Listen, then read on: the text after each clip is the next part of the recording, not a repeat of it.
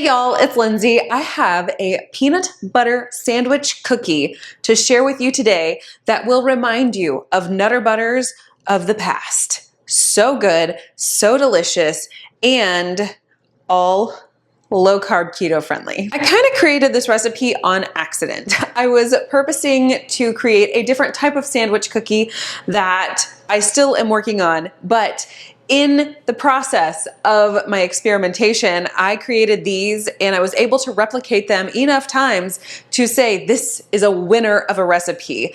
The Nutter Butters of my childhood always hit the spot, and these little peanut butter sandwich cookies do the same thing. This cookie recipe is ridiculously simple. It requires very few ingredients, but it will take you a little bit more time to put them together because that's just the nature of sandwich cookies. You have to do the cookie baking and let them cool, and then the filling, and then you actually spread the filling, and then you make the sandwiches, and then you let them set up.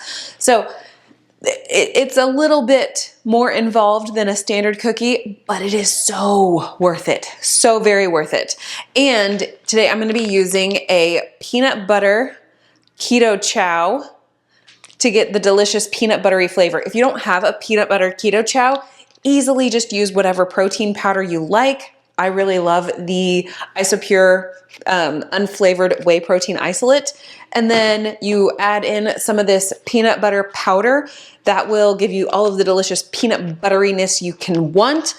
I just found it was super easy to use a packet of KetoChow peanut butter. So that's what I did. For this recipe, we are going to use a half cup of my homemade baking blend. If you don't have that, don't worry. You can use any low carb baking substitute, flour substitute of your choosing. We also need 1/4 cup of allulose, 1/2 teaspoon of vanilla, a half cup of butter. I have this cold and cubed up so that it makes more of a shortbread cookie.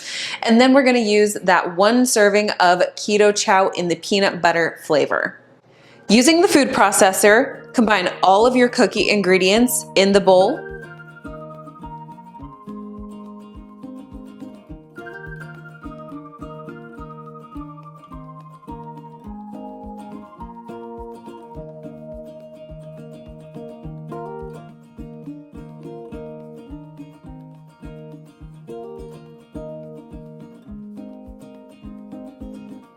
Pulse it together until it starts to become a dough. Usually this will take me 45 to 90 seconds to get done.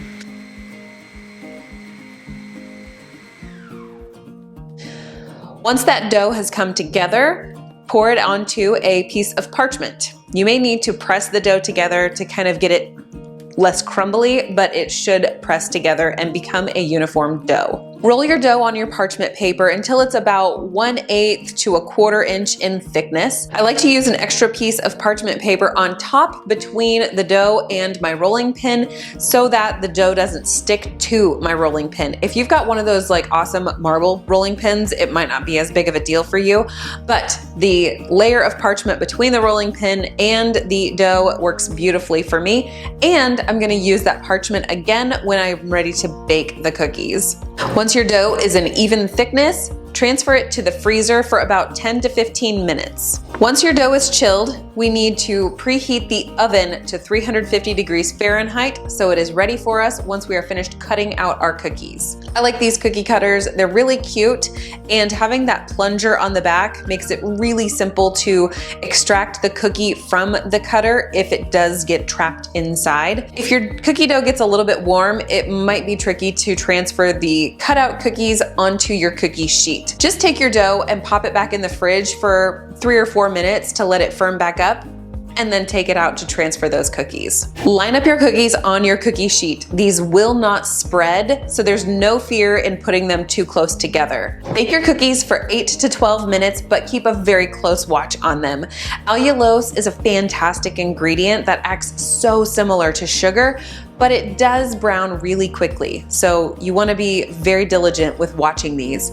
If they need to go a little bit longer, make sure you rotate your pan 180 degrees to get an even bake. When your cookies are finished baking, leave them on your cookie sheet for about 2 or 3 minutes to let them firm up a touch, and then transfer them over to a cooling rack to cool completely. For the filling, we need 4 tablespoons of soft butter, 2 tablespoons of that peanut butter flour, 2 tablespoons of a powdered sweetener, and a couple of dashes of vanilla. This is probably like a 1/4 teaspoon at most. Using either a fork or a whisk, completely combine those and whip them up a little bit to make sure that they are nice and smooth. Now that we have cooled cookies and a delicious filling, we are ready to put it all together. Put about 1/2 teaspoon to a teaspoon of your filling mixture on the bottom side of a cookie, and then top it with another cookie so that you create a delicious little sandwich. I like to do this assembly line style, where I fill a whole bunch of cookies and then pop the tops on them all at once, just to make the process a little bit more quick. And then you are ready to nosh on your sandwich cookies. These are delicious at room temperature, but they are amazing straight from the refrigerator. I store these in an airtight container in the refrigerator for up to about a week if they last that long.